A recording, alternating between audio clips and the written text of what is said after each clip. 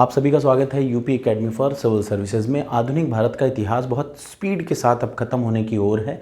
हम लोग पढ़ रहे हैं गवर्नर जनरल बंगाल के, हम लोग पढ़ चुके हैं। आज हम लोग पढ़ेंगे भारत के सारे गवर्नर जनरल का शॉर्टेस्ट ट्रिक कैसे याद रखें।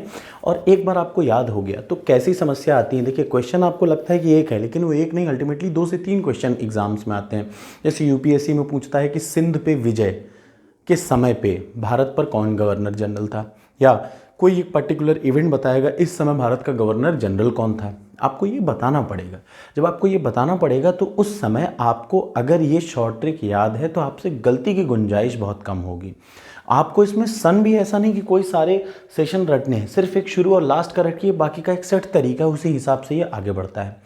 अब आप में से कुछ लोगों को, जैसे एक बंदे ने अभी, आप में से एक लड़के ने कमेंट किया था कि सर क्या इतना पढ़ने से सिलेक्शन हो जाएगा। एक बात मैं आपको बता दूं, इतना पढ़ने से सिलेक्शन हो ना हो, लेकिन मैं बताऊं, डेली 3 घंटा आप पढ़ रहे हैं, डेली 3 घंटा, लेकिन रोज़ पढ़ रहे हैं, बस उसी से सिलेक्शन हो जाता है। जो लोग दिखावा ज़्यादा करते हैं उनसे सिलेक्शन नहीं होता। मैं आपको जो पढ़ा रहा हूँ ना, ये आपको लग रहा है कि कम है, ये कम नहीं है। आप इसका नोट्स बना के देखिए, आपको लगेगा कि पूरा का पूरा समराइज वे में यही है। इसके बाद जब आप पढ़ लीजिएगा तो मैं आपको एक ही चीज़ कह सकता हूँ, जब आप मुझसे पढ़ लीजिए उसके बाद आप घटना चक्र लगा के देखना। मेडिवल हिस्ट्री आपने मुझसे पढ़ी ना, गो start solving medieval history from घटना चक्र। घटना चक्र is the compilation of last 20 years paper. और आप देखेंगे एक एक क्वेश्चन, ऐसा नहीं है कि मैं 100% की बात कर रहा हूँ, लेकिन 80% क्वेश्चन घटना चक्र से आप आराम से सॉल्व कर ले जाएंगे मेरी वीडियो से। तो भैया 2.5-3 घंटे पढ़ने का शौक हो तो पढ़ते रहो, मेरे वीडियो पे मत देखिए, बिल्कुल मत देखिए। अगर आपको लग रहा हो कि 10 मिनट का वीडियो, ये 10 मिनट का वीडियो थोड़ा ना है, ये मैं इसको 10 मिनट में बना रहा हूँ क्योंकि इसके पीछे मेहनत बहुत लगी है। ये वीडियो 3 से 4 घंटे ही लगेंगे आपको, अगर आप अपनी औकात पे जैसा पढ़ते हैं। और दूसरी बात, एक और बात बताऊँ, जैसे बहुत सारे लोग समझते हैं ना कि बहुत बड़ी महंगी महंगी कोचिंगों में बहुत पैसा डाल डाल के वो कर, दृष्टि आईएएस, सब लोग को लगता है कि भीड़ मचा दो। एक आदमी किसी काम की नहीं है दृष्टि आईएएस की, जो मंथली मैगजीन है। किसी को बुरा लगे, किसी को ख़राब लगे, मैं आपको बता दूं, किसी काम की नहीं है दृष्टि आईएएस की मैगजीन, ये याद रखिएगा, किसी काम की नहीं है। तो भीड़ है, कूदी जा रही है, तो इन सब से कोई मतलब नहीं होता भाई। देखिए, ये चीज़ आपको मेंस में कहीं ना कहीं ज़रूर, मैं कहूँगा कि मेंस में करंट अफेयर से 1-2 क्वेश्चन फंस गए, वरना कोई मतलब नहीं है। इवन जो बंदा आईएएस का प्रीलिम्स निकाल रहा है, मुझसे पूछिए, मैंने एक बार प्रीलिम्स निकाला, मुझे दृष्टि आईएएस में कुछ नहीं समझ में आया। नहीं, मुझे नहीं समझ में आता।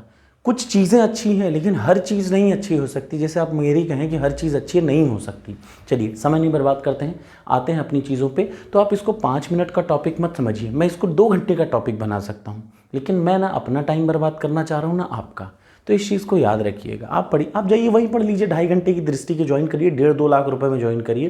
फ्री की चीज़ें किसी को समझ में नहीं आती। भारत का हिसाब कुछ ऐसा है ना, अगर सब्जी मंडी में एक सब्जी की दुकान पे ज़्यादा भीड़ है, भले वो 100 रुपये किलो आलू दे रहा हो, दो दुनिया वहीं कूदेगी, जबकि वो बेवकूफ़ बना रहा है, पूरी दुनिया वहाँ पे भाग रही है क्योंकि भीड़ वहाँ पे। हमारी यही आदत है जो कि गलत है। इन चीज़ों से बचिए, अच्छी क्वालिटी पे ध्यान दीजिए। जो चीज़ 10 मिनट में मिल रही है उसके लिए 10 घंटे क्यों बर्बाद करना। पापा टापा सापा, ये सारे वीडियो का कोई मतलब नहीं। तो चलिए शुरू करते हैं।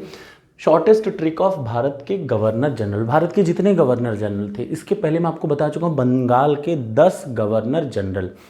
लेकिन लॉर्ड विलियम बेंटिक को 1833 के जो एक्ट था, 1833 का एक्ट जो था, चार्टर्ड एक्ट 1833, उसके तहत बंगाल के गवर्नर जनरल को भारत का गवर्नर जनरल कहा गया। और पहला गवर्नर जनरल था कौन? Lord William Bentinck. इसका शॉर्टेस्ट ट्रिक मैं बता दूं कि बन में आके एलन हार्ड डलहौजी, शॉर्ट सा है, आपको इतना ही रटना, आपको ये नहीं रटना, बन में आके एलन हार्ड डलहौजी। अब इसको मैं 2 घंटा रो धो के नाच गा के गिर पढ़ के पढ़ाऊं, इससे बढ़िया एक लाइन में देख लीजिए, वन में आके, बन में आके एलन हार्ड डलहौजी। बन का मतलब बेंटिक, में का मतलब मेटकफ, आके का मतलब ऑकलैंड, एलन का मतलब एलिनबरो, हार्ड का मतलब हार्डिंग, डल का मतलब डलहौजी। सीधे सीधे 6 लोग हैं। बन में आके एलन हार्ड डलहौजी। बन में का मतलब लॉर्ड विलियम बेंटिक। कब से कब तक? 1833 से 35 तक। ठीक, उसके बाद वाला 1 साल रहा। फिर क्या हुआ? 36 से 42, 42 से 44, 44 से 48, 48 से 56, 6 लोग हैं टोटल। कितने लोग हैं? 6 लोग हैं टोटल। तो भारत के कितने गवर्नर जनरल थे?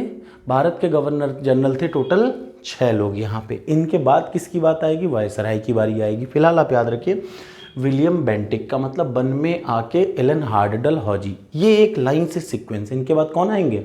कैनिंग आ जाएंगे, और वहाँ से फिर चेंज हो जाएगा, क्या हो जाएगा?